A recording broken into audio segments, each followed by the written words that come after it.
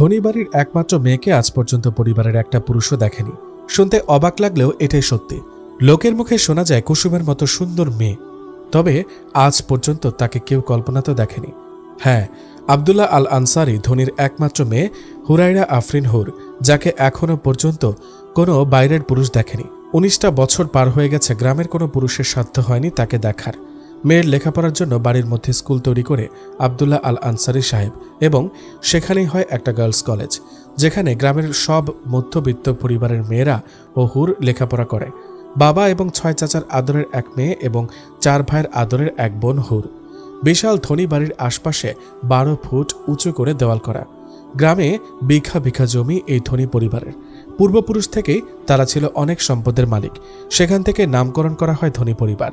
5 তলা বাড়ির এক এক তলায় 20টা থাকার ঘর, সব মিলিয়ে রাজপ্রাসাদ। হুর পরীর মতো ঘুরে বেড়ায় বাড়িতে। তার বোরকা তাকে সবসময় আবদ্ধ করে রাখে।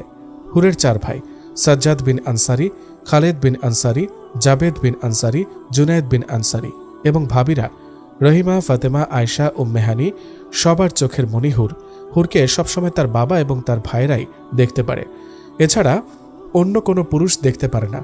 ধনী বাড়ির কোনো নারীকে বাইরের পুরুষ দেখার অনুমতি নেই।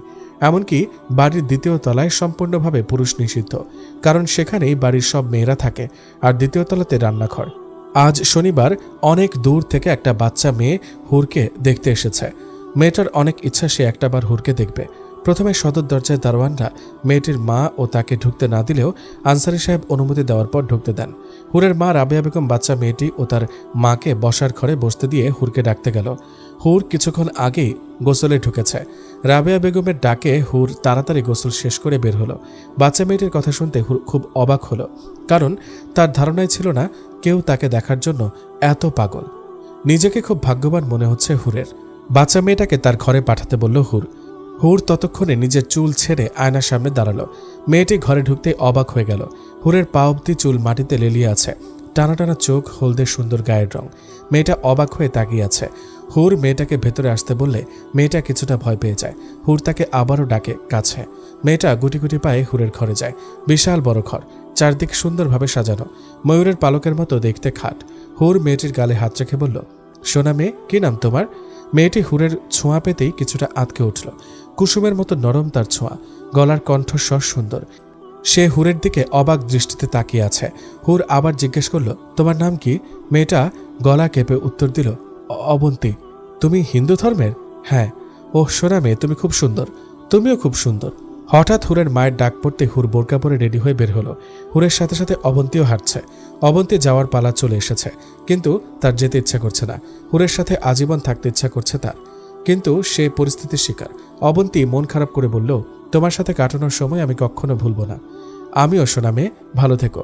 হুরের 19 বছর বয়সেও কখনো সে এ বাড়ির বাইরের জগৎটাকে দেখেনি। আনসারি সাহেবের শত্রু অনেক, আর ছোট থেকেই সে চেয়েছিল তার যেন মেয়ে হয়, আর সেই মেয়ে যেন তার কাছের মানুষ ব্যতীত কোনো পুরুষ না দেখে। তাই হুরকে কখনো বাড়ির বাইরে যেতে দেয়নি সে। হুর বাইরে না গেলেও পরিবেশ সম্পর্কে যথেষ্ট জ্ঞানের অধিকারী। সকাল 6টা বেজে 20 মিনিট। প্রতিদিন এ সময় হুর বাবার সাথে কোরআন নিয়ে বসে। আনসারি সাহেব এখনও মেয়েটাকে ছোটবেলার মতোই আদর করে। কিছুদিন পর যে মেয়েটাকে বিয়ে দিতে হবে সেটা যেন সে মেনে নিতে পারে না। মেয়েকে ছাড়া তার দিন ভাবলেই যেন তার বুকে ব্যথা ওঠে। হুরকে রাবেয়া বেগম ডাকতে গিয়ে অবাক, হুর কোথাও নেই। সারা ঘর ফাঁকা, ছাদে বাগানে কোথাও নেই। রাবেয়া বেগম চিন্তিত হয়ে খুঁজতে লাগলেন, কোথাও পাচ্ছে না। হুরের ভাইরা সবসময় বাড়িতে থাকে না, ভাবিরাও খুঁজছে রাবেয়া বেগমের সাথে।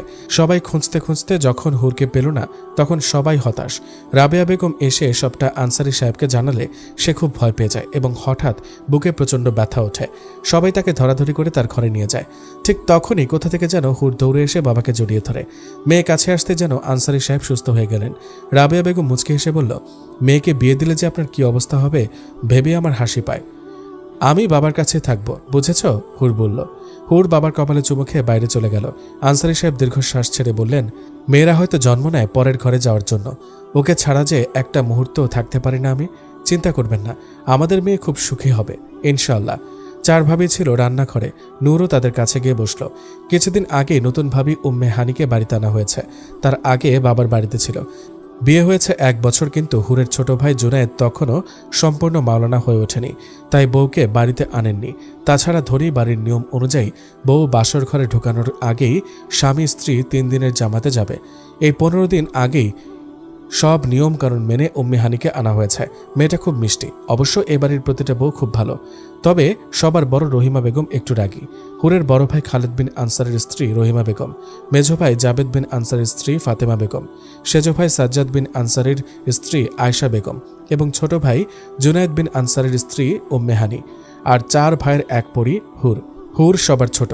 মাদারীপুরের একটা গ্রামেই এই ধনী বাড়ির অবস্থান। সব মধ্যবিত্তের আস্থার স্থান এই ধনী বাড়ি। শুক্রবারের দিন, জুমার দিন, আনসারি সাহেব নামাজের জন্য তৈরি হচ্ছে। হঠাৎ বাইরে চেঁচামেচির আওয়াজে সে তাড়াতাড়ি করে বেরিয়ে গেল। আনসারি সাহেবকে দেখে গ্রামের সবাই কান্নায় ভেঙে পড়ল। আনসারি সাহেব খুব অবাক হলো, কৌতূহলী হয়ে জিজ্ঞেস করল, কি হয়েছে আপনাদের? আপনারা কাঁদছেন কেন? গ্রামে অনেক বড় ঘটনা ঘটে গেছে ভাই, কিন্তু আমরা দুঃখিত, আপনাকে জানাইনি। আচ্ছা, এখন বলেন কি হয়েছে? আপনারা না বললে আমি জানবো কিভাবে?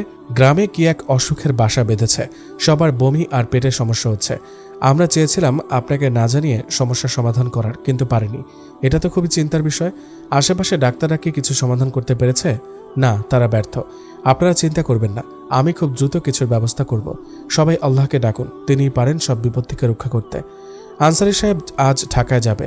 সে চায় না তার গ্রামের কোনো ক্ষতি হোক, তাই ঢাকা থেকে কিছু ভালো ডাক্তার আনবে গ্রামে। হুরের মাথায় হাত বুলিয়ে আনসারি সাহেব ঢাকার উদ্দেশ্যে রওনা দিল। সেখানে তার আরও কিছু কাজ আছে। সব কাজ শেষ করে ফিরতে 3 দিন লাগবে। তার ছোট ছেলে জুনায়েদ এবং বড় ছেলে খালেদ বর্তমানে বাড়িতে, তাই বাড়ির দিকটা নিয়ে আনসারি সাহেব চিন্তামুক্ত। আনসারি সাহেব নিজের যাবতীয় কাজ শেষ করে তার বন্ধু ডক্টর সাখাওয়াতকে গ্রামের করুণ ঘটনা বলল। ডক্টর সাখাওয়াতের মাথায় তখন একজনের নামই আসলো। 7 নম্বর কেবিনের রোগীটা নিয়ে চরম চিন্তায় আছে ডক্টর সাজিদ মাহমুদ। বিখ্যাত ডক্টর সে, অনেক অনেক খ্যাতি সম্পন্ন ডক্টর সাজিদ মাহমুদ। ডক্টরের পাশাপাশি সে একজন হাফেজ। হাজি বংশের ছেলে সাজিদ। ছেলেটা মেডিকেলের সবার ভরসার পাত্র। বর্তমানে পরিবার সহ ঢাকায় থাকলেও তাদের গ্রামের বাড়ি মাদারীপুর। ডক্টর সাখাওয়াত আনসারি সাহেব সহ সাজিদের কেবিনে ঢুকল। নিজের শ্রদ্ধায় স্যারকে দেখে সাজিদ উঠে দাঁড়ালো। ডক্টর সাখাওয়াত সাজিদকে বসতে বলল এবং আনসারি সাহেবকে নিয়ে সে অপর পাশে বসল। ডক্টর সাখাওয়াত সব ঘটনা খুলে বলল সাজিদকে। চিন্তিত হয়ে সাজিদ বলল, এটা একটা ভাইরাস জাতীয়, দ্রুত সমাধান করতে হবে।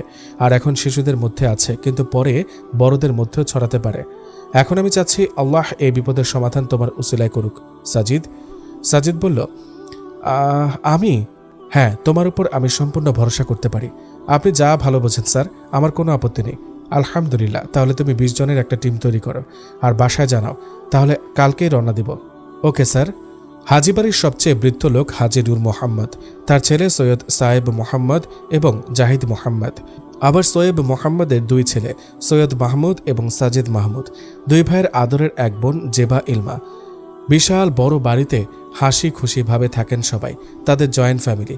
গ্রামে একটা কাজের জন্য যেতে হবে শুনে দাদা নূর মোহাম্মদ বললেন তাকেও নিয়ে যেতে। অনেক দিন গ্রামে যায় না। সাজিদ মাথায় হাত দিয়ে বলল, দাদু, ওখানে একটা ভাইরাস বাসা বেঁধেছে, তার বাসা ভাঙতে যাব আমরা। তুমি কেন যাবে? ওহ, দেখো দাদু ভাই, আবার নিজে বাসা বেঁধে শোনা। সাজিদ লজ্জা পেয়ে বলল, আমার বাসা মানেই তো তোমার বাসা। হ্যাঁ হ্যাঁ, এটা ঠিক। বুড়ো হয়ে গেলে এখনো মজা কমালে না। অবশেষে সময় চলে এসেছে।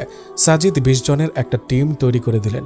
মহুয়া, হাফিজা, নাফিসা, জাবেদা, আলী, মনির, শুভসহ আরও কয়েকজন ছিল সাজিদের টিমে। সকলেই সাজিদের খুব কাছের লোক। আনসারি সাহেব সাখাওয়াতকে বিদায় জানালো এবং বাড়ির উদ্দেশ্যে রওনা দেওয়ার জন্য তৈরি হলো। সবার অগোচরে সাজিদকে একান্ত ডাকল সাখাওয়াত। কানে কানে বলল, নিজের সবটা দিয়ে সাহায্য করার চেষ্টা করবে আনসারি সাহেবকে। সে খুব ভালো মহৎ মানুষ। জি স্যার, আমার জন্য দোয়া করবেন। আসি, আসসালামু আলাইকুম। সবাইকে বিদায় জানিয়ে গ্রামের উদ্দেশ্যে রওনা দিল তারা। এদিকে 3 দিনের কথা বলে 4 দিন হয়ে গেছে। বাবা না আসায় হতাশ হুর। বাবা তার চোখের মণি, এক মুহূর্ত বাবাকে ছাড়া থাকতে পারে না সে। একা একা লাগে তার বাবাকে ছাড়া। মাঝে মাঝে তার নিজের খুব অবাক লাগে। এত বড় হয়ে গেছে, তারপরও সে বাবার সাথে বাচ্চাদের মতো করে। এটাই হয়তো বাবার প্রতি ভালোবাসা। অনেক অপেক্ষার অবসান ঘটিয়ে ধনী বাড়িতে পা পড়ল আনসারি সাহেবের। হুর বাবা বাবা বলে দৌড়ে যেই বসার ঘরে আসবে, অমন সময়ই আবার থেমে গেল। অনেক লোক বসে আছে, সবাই তার বাবার সাথে কি কি বিষয় নিয়ে যেন আলোচনা করছে। হুর থেমে গেল। একটা লোককে পাঠিয়ে বলল যেন সে তার বাবাকে ডেকে দেয়। লোকটা আনসারি সাহেবকে কথাটা বলতেই সে ছুটে আসলো। 4 দিন হয়ে গেছে, মেয়েকে দেখে না সে। এদিকে ঘরে বসে নিচের সেই অচেনা অতিথি নিয়ে ভাবছে হুর। ওরা কারা, এখানে কেন এসেছে? হুরের ভাবনার ব্যাঘাত ঘটালো তার মা রাবেয়া বেগম। রাবেয়া বেগমের সাথে 3 মেয়েও আছে। রাবেয়া বেগম হুরকে উদ্দেশ্য করে বলল, হুর,